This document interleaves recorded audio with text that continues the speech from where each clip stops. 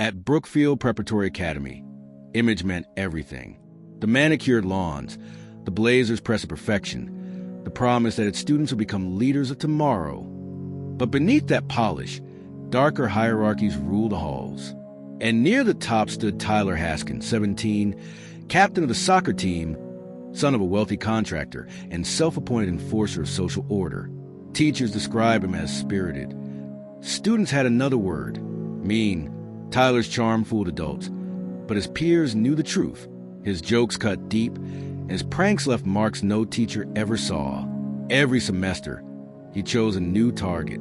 This fall, that target was a quiet transfer student named Eli Walker.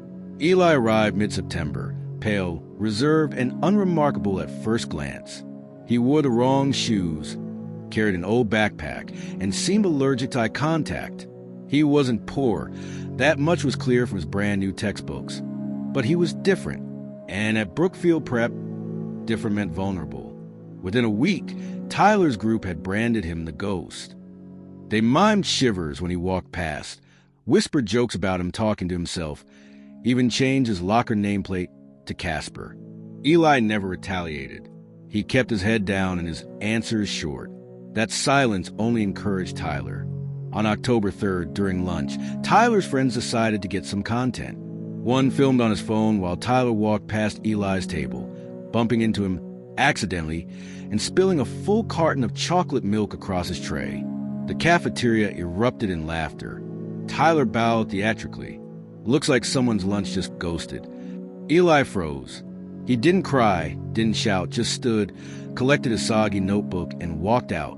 By last period, the clip was circulating on Snapchat and group chats.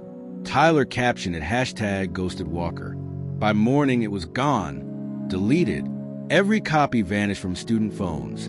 Not just hidden, but wiped. That same morning, Tyler was called to the headmaster's office. The story came out in whispers first, that Eli's father had visited campus, that the meeting with the headmaster had turned tense. By Friday, everyone knew the truth. Daniel Walker, a real estate magnate and philanthropist, had purchased a controlling interest in Brookfield Prep's board over the summer. His son, Eli, had enrolled quietly to experience the school from the ground up. Tyler's suspension letter arrived the same day. His father's angry calls to the board went unanswered. The Haskins name, once anonymous with privilege at Brookfield, was now radioactive. The scandal reached the local press. Private school bullying scandal at Brookfield Prep.